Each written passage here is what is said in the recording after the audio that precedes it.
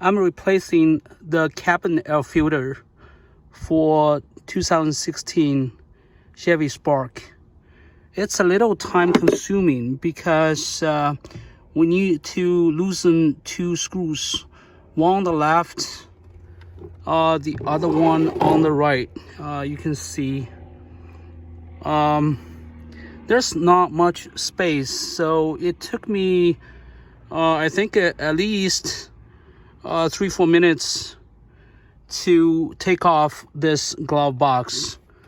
But once the glove box is removed with this tool, I use this tool to loosen the screws, it's easier to replace the cabin air filter. So I'm gonna just take the old one out.